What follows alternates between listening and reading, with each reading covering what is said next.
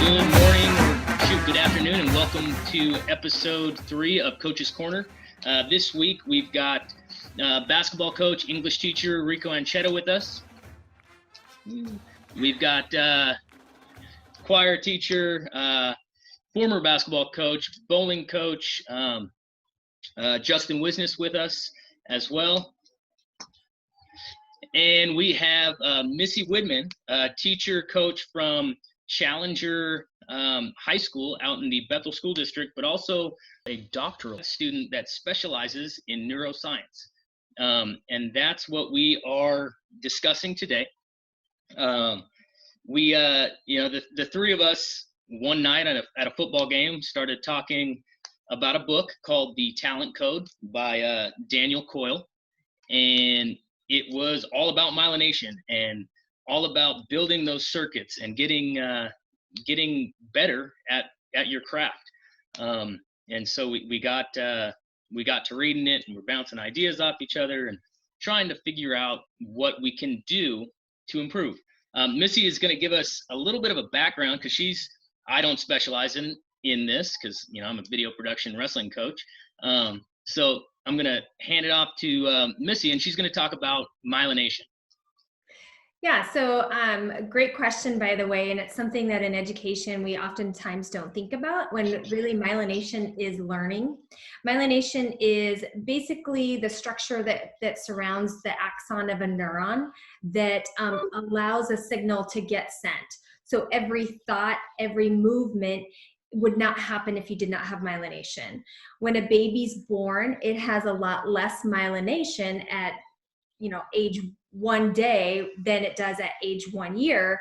And we can see that. We could see a baby that comes out early on. You have to hold the neck. They can't hold their neck up. There's very few things that they can do. And then as they get older and they start myelinating, they are able to hold their head up, able to reach for things, able to feed themselves, able to walk and talk. All of those things that the baby is doing are all because of myelin. And myelin is kind of like a cord. So I have my microphone right here, and I have a cord on the microphone.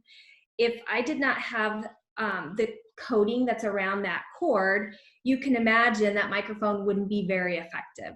That's exactly how it is with neurons in the brain. And as you get more myelination, then you get better at certain things, whether that's singing or wrestling or running or doing math. It doesn't matter, but you have to build the structure of the brain, build that myelination before you can start really adding that function piece. All right, so now we got the science, but now, science is great. How do we apply it to what we do? Each one of us takes a little bit something away from this book. What stands out to you guys? For me, just the whole drill and repetition. It just kind of, reaffirmed that drill and repetition is very important. And, we as basketball coaches are constantly asking our players to work on their ball handling, for example. And even if it's just 5 to 10 minutes a day, we've always said that would help and improve and greatly impact your effectiveness on the court. But, after reading this book and listening to Missy, we start to see the science behind it, I guess, more than anything. That's what resonated most with me. For me, it's, we're focused on deep practice, right, for this section. So it's really the idea of failing forward, making a lot of mistakes in music or any sport. We constantly fail, and you can actually get more work done in a short amount of time if you have a focused practice where you are isolating those spots. So if I'm learning guitar, for instance, and I just go play the same song I know over and over, I'm not going to myelinate those neural pathways. But if I go to a new song and I focus on one little section and I play that section over and over, even for 5 minutes, as Mr. Anchetta said, or 10 minutes, and work on that skill, I am going to be more effective in my practice. And so for me, it's that real focused practice and embracing the mistakes and failing forward through those mistakes. Well, we're all wired to not like that failure. So it's pretty tough when you tell a kid, I don't know how many times we say as wrestling coaches, take a shot, or even as a video teacher, like, hey, just give it a go, just try. And the student or athlete says, no, I don't want to, I'm not good at it. And you go back to that baby who couldn't walk, couldn't hold up their head. If the baby said, I'm not good at it, we'd have a bunch of very needy individuals on our hands. But so it's, for me, it's always inspiring when you get that kid that's like, hey, no, okay, I'm going to go. I'm going to take that shot. I'm going to do this brand new thing over and over and over again. And, you might get the same result. Like we have had kids on our wrestling team that wrestled for 4 years and never won a match until that final match as a senior. And it's like that moment that everything just kind of, worked out. And they're brave enough to continue to fail. They're strong enough to say, okay, I missed my mark. I'm going to go back and continue and try to improve. So they reference in the book some people, like maybe the kid you grew up with who was really quiet or something, suddenly is really good at something because they're spending a lot of time practicing, doing whatever it is. And at some point, it's going to click. And the thing is, with the age that we teach, this is a time to learn new skills. You can still myelinate, I think, until, in the book, they say, I think, age 50. Something, Missy probably has some different information, but it's something like that. And so, now's the time for, learn new sport. I know that Mr. Rambo recruits a lot of new wrestlers who maybe you haven't ever wrestled before. And I hear him talking about it all the time. Oh, so-and-so would be a great wrestler. Just because they're an athlete and he knows that he can teach them a new skill. And so I'm just really excited to, keep teaching this age, and hopefully that we got some people watching and seeing this and saying, hey, I can learn an instrument or a new sport or whatever it is while I'm stuck at home. I think one other thing that we need to keep in mind is that we have a lot of our student athletes have a lot of more time on their hands. So, Justin Wisness, you talked about the focus practice.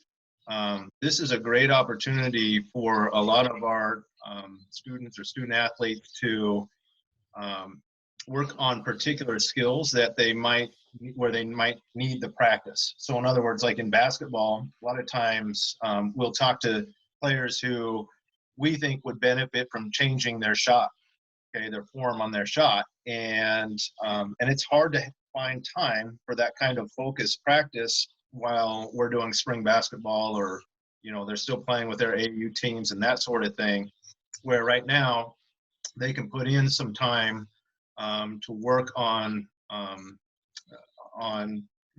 changing that form and myelinating the muscle movements and those sorts of things that need to happen for it to become a habit. So, that's why I'm kind of glad that we're talking about this today, because I think, it's a time for a lot of people to take advantage. One of the things too that I think is important is we talk about repetition, and sometimes we get so caught up in drill and kill that all of a sudden, whatever it is that the students are learning about, they're really learning like some routine expertise around it. So yeah, they can dribble the ball down as long as nobody else is there. But the moment you put other players, all of a sudden they don't have that adaptive expertise anymore. So with that myelination, it's really important that you're not just wiring pathways that are routine pathways, but you're really wiring many pathways so that kids really have an understanding and a concept of the game. And, you see it in soccer when little kids play soccer, they're like bees in a hive, right? And they just kind of all follow the ball around. But as they get better, they get more skill, they get more myelinated around the concepts of the game, then those kids start pulling apart and start taking positions, and then they work together instead of just a me here now, everybody in it for themselves. They're able to work together, and that's all part of taking that myelination to the next level and taking those kids to this adaptive expertise in their sport. Well, that's something.